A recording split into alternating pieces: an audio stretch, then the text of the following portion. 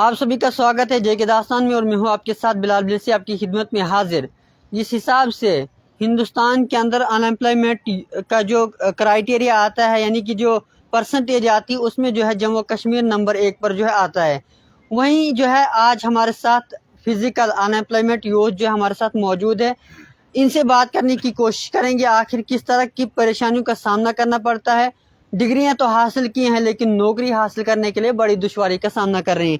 जी sir, क्या कहना चाहेंगे? जिस हिसाब से आप जो है काफ़ी बार मिनिस्टर के पास गए, बड़े बड़े ओहदेदार के पास गए, तो क्या विश्वास दिलाए गए? जी बताइए सर। पहले तो हम बहुत बहुत आपका शुक्रिया कि आप आपने अपना कीमती टाइम हमारे लिए निकाला। सर बात ऐसी है, जो हमारा डिपार्टमेंट है physical education youth and service sports department. Sir इस डिपार्टमेंट में स्टार्टिंग से लेकर अभी तक ये पोस्ट बिल्कुल नहीं निकाली जाती, टीचर की बिल्कुल नहीं निकाली जाती है। तो कुछ टाइम इन्होंने पॉलिसी निकाली रैबरे खेल, ठीक है। उसमें जो कैबिनेट का जो डिसीजन था, उसमें उन्होंने हमें जो पोस्ट दिखाई थी, अनकवर्ड स्कूल थे जो जम्मू कश्मीर में, वो थे 7,311। सर वो 7,311 इन्होंने कहा कि अभी हम फर्स्ट फेज में हमारा अभी बजट नहीं है जम्मू कश्मीर गवर्नमेंट का। फर्स्ट फेज में हम 3,000 टीचर्स लगाएंगे। उसके बाद पीछे बची 4,311 जो पोस्ट हैं, वो हम विद इन 6 मंथ में निकालेंगे। सर वो 6 मंथ इनके आए नहीं, इधर से 4 से 5 साल निकल गए। किस लीडर का नहीं गया? LG तक जो हमारे गवर्नर साहब थे सतपाल मलिक जी, उनसे भी मिले हम, मुर्मू जी उनसे भी मिले। उसके बाद ये हमारे LG आए हैं, इनसे भी करेंगे करेंगे करेंगे। बीजेपी पार्टी का कोई ऐसा लीडर नहीं है जिससे हम मिले नहीं है। उन्होंने हमें आश्वासन दिया था कि हम आपका काम जल्द से जल्द करेंगे, मगर सर वो खाली आश्वासन उनका वही रूम तक ही होता है, रूम से बाहर के बात खत्म। सेक्रेटरीट में हमारी फाइल पड़ी हुई है 4 साल से, उसमें मुझे लगता है वो आज तो उससे कीड़े पड़ गए। वो फाइल में कोई मुझे नहीं लगता उस पेजेस भी बचे होंगे। उस फाइल पे बिल्कुल वर्क नहीं होता, मिट्टी पड़ी हुई उस फाइल पे। कोई है जम्मू कश्मीर में ऐसा कोई लीडर जो हमारी कोई मदद कर सकता है, हमारी फाइल उठाए? वो चीफ सेक्रेटरी के ऑफिस के उनके टेबल पे पड़ी हुई है, मगर उस फाइल पे बिल्कुल काम नहीं हो रहा। अब रविंद्र रैना जी कहते हैं हम आपका काम जल्द से, एक बार ही नहीं मिले, 100 बार रैना जी से मिले कि वो हमारा काम करेंगे, मगर सर कहीं तो दिखता नहीं है काम। दिखता क्या लगता है जिस हिसाब से उनके साथ मुलाकात करते हैं, आने वाले वक्त में काम होगा या नहीं? सर वो तो यही कहते हैं आपका काम होगा, 100% होगा। सर कब होगा? भूख हमें अभी लगी हुई है, खाना आप 2 महीने के बाद दोगे, तो उस खाने का फायदा हम रहेंगे जिंदा? हम सर ओवरेज हो रहे हैं। ओवरेज की हमारी ये कम से कम भी हमारा अभी इस टाइम एट ए टाइम को 3 से 4 हज़ार जो यूथ है ओवरेज हो गया है। फिर बाद में आप दोगे 2 महीने के बाद, 6 महीने के बाद, 2 साल के बाद पोस्ट दोगे, उस पोस्ट का फायदा क्या? वो हमारे किसी काम की नहीं रहेगी।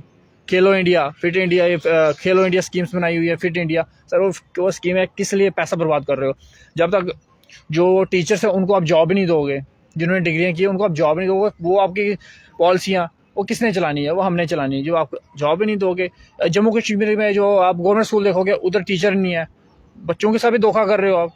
उनको तो पता ही नहीं है फिजिकल एजुकेशन के रिलेटेड क्या है क्या नहीं है, कुछ नहीं पता है। तो सरकार से मेरी ये बड़ी रिक्वेस्ट रहेगी कि प्लीज़ इस डिपार्टमेंट की तरफ देखें, और जो हमारे प्रिंसिपल सेक्रेटरी या लोग जी हैं उनसे है कि प्लीज़ आप टीचर्स की पोस्ट निकालें, ज़्यादा से ज़्यादा निकालें, क्योंकि हमारा यूथ कम से कम भी 1 लाख से 80,000 से लेकर 1 लाख के बीच में जो घर बैठा हुआ है, उनके लिए कोई जॉब नहीं है। अच्छी से अच्छी क्वालिफिकेशन हमारे पास है, अच्छे से अच्छे हमने पार्टिसिपेशन की हुई है नेशनल गेम्स में, स्पोर्ट्स में अच्छी पार्टिसिपेशन में, मेडल्स भी हमारे। तो प्लीज़ हमारे लिए कुछ सोचा जाए। ऐसे हम डिप्रेशन में चले गए हुए हैं, पूरे दिन मतलब रात को नींद नहीं होती कि क्या हमारा आने वाला फ्यूचर क्या होगा। तो बस आपसे हमारी ये रिक्वेस्ट होगी, अगर आप किसी लीडर के साथ जाते हैं तो प्लीज़ उनसे बात करें कि आपने जो अनएम्प्लॉयड फिजिकल यूथ, उनके साथ प्रॉमिस किया था कि हम आपका काम जल्द 6 मंथ में करेंगे, वो काम अभी तक क्यों नहीं हुआ है? क्या वजह है? तो जिस हिसाब से इन्होंने बताया कि हम जो है आने वाले वक्त में जो है कुछ भी, यानी कि जिस हिसाब से आपने आज तक मुलाकातें की है, तो लगता नहीं है कि आने वाले वक्त में आपको मसला हल होगा। तो आने वाले वक्त में भी जो है इलेक्शन आ रहा है, तो इलेक्शन में किस हिसाब से आप लोगों के पास जाएंगे, और जो आपके पास आएंगे तो उनको क्या कहेंगे? देखो सर, सबसे पहले सर मैं आपको शुक्रिया करता हूँ, आपने टाइम निकाला सर हमारे लिए। सर हमारे साथ हम तो आप बेबस हो गए सर, किसके पास जाएँ हम? सर जिसके पास जाएंगे तो वो बोलते हैं हाँ आपका काम हो जाएगा। सर जहाँ भी गए, अब हमारा यही है सर, अगर हमारे साथ इंसाफ नहीं किया गया तो सर हम इलेक्शन से बाइकाट करेंगे। जितनी भी हमारी यूथ है, फिजिकल यूथ है, कोई भी टीचर है सर, हम नहीं बोल रहे हैं कि हम सिर्फ फिजिकल यूथ, सर इनने 10 साल के लिए टीचर पोस्ट को भी बंद किया हुआ है। तो सर वो भी तो मतलब कि डिप्रेशन में गई हुई है। सर हम सर जितना भी हमारा यूथ है वो सर इलेक्शन से बाइकआउट करेगा अगर हमारे साथ इंसाफ नहीं किया गया। हम मतलब कि हम ये रिक्वेस्ट करते हैं एलजी साहब से भी, मतलब कि बीजेपी के जो प्रेसिडेंट है रविंद्र राणा साहब से भी, और सर जो आने वाले जो हमारे अमित शाह है होम मिनिस्टर है, सर जो प्राइम मिनिस्टर हमारे मोदी साहब हैं, सर उनसे यही रिक्वेस्ट हमारी है कि हमारे साथ इंसाफ किया जाए सर। हाँ सर, हम तो हमारे कुछ यूथ सर डिप्रेशन में हो गए हैं, ओवर एज हो गए हैं सर, अब वो बेकार हो गए हैं।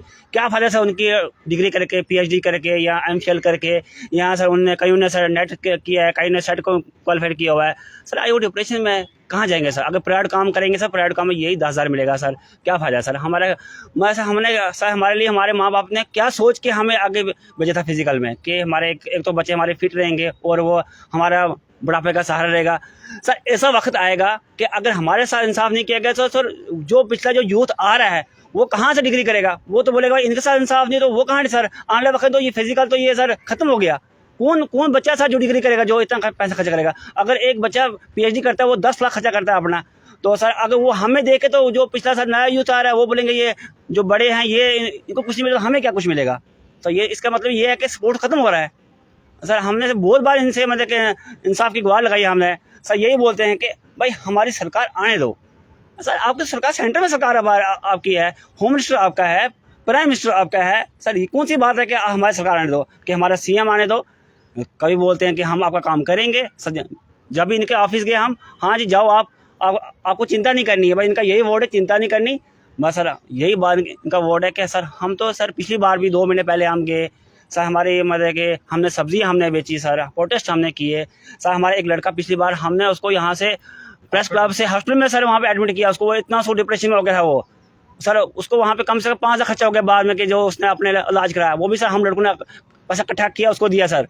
उसके बाद सर पैसे नहीं थे जेब में सर, इतना उसने उस बंदे ने पीएचडी की हुई है, कहाँ जाएगा सर? डिप्रेशन में हो गया वो सर, मेडिसिन खा रहा है सर। वो हमारे साथ ये नाइंसाफ़ी कर रहे हैं सर। हम तो बोलते हैं कि भाई बीजेपी आएगी हमारा काम करेगी, हमने तो बीजेपी को वोट दिया था कि हमारा काम आने वक्त हमारा काम करेगी वो सर। इन्होंने भी हमारे से झूठे वादे किए।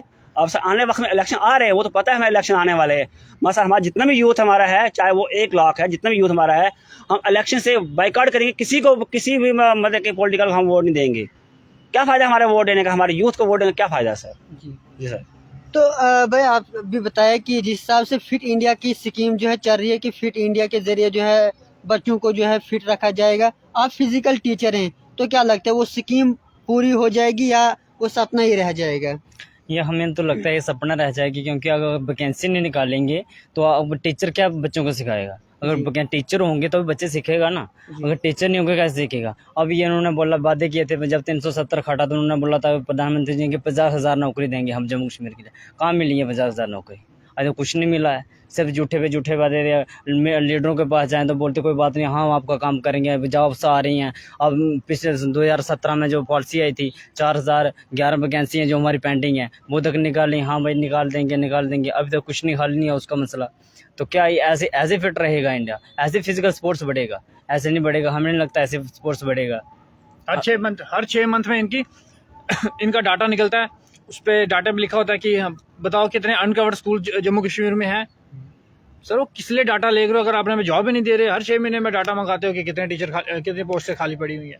और मैं सरकार से कह रहा हूँ हमें मजबूर ना करो रोड में आने के लिए, नहीं तो आपको बहुत बड़ा प्रोटेस्ट मिलेगा देखने के लिए। फिर हम नहीं चाहते कि यहाँ की जनता को परेशानी हो, तो आप हमें मजबूर ना करो। फिर अगर कुछ टाइम हम वेट करेंगे, अगर कोई हमारे रिलेटेड कुछ पॉजिटिव में नहीं आता तो फिर हम जम्मू कश्मीर में बहुत बड़ा प्रोटेस्ट होने वाला है। ना कि जम्मू में रहेगा, हर डिस्ट्रिक्ट में बहुत बड़ा प्रोटेस्ट रहेगा। जी तो सर हम सर मीडिया से ये रिक्वेस्ट कर रहे हैं, जितनी भी मीडिया है, अगर सर आप इनके पास जाते हो सर, इनसे आप इनका कवरेज करते हो सर, इनसे आप ये सवाल पूछो कि अगर अनएम्प्लॉयमेंट आपको आता है फिजिकल तो उनका क्या किया आपने? जी सर हम एक मीडिया से रिक्वेस्ट करते हैं, हमें मीडिया की सपोर्ट चाहिए। जितनी भी मीडिया है सर यहाँ पे जम्मू कश्मीर में, हमें सर सबकी सपोर्ट चाहिए। हम उनसे रिक्वेस्ट है कि हमारी बात, अगर अमित शाह जी आ रहे हैं या मतलब कि उनका दौरा है तो हमारी बात रखें उनके पास सर। जी बहुत बहुत शुक्रिया। हमारे साथ ये थे अनएम्प्लॉयमेंट फिजिकल टीचर जिन्होंने डिग्रियां तो हासिल की हैं लेकिन नौकरी की तलाश में अभी भी हैं।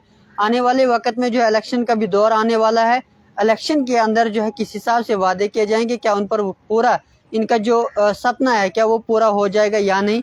बाकी बने रहें जे के दास्तान के साथ। बिलाल ब्लेसी जम्मू से।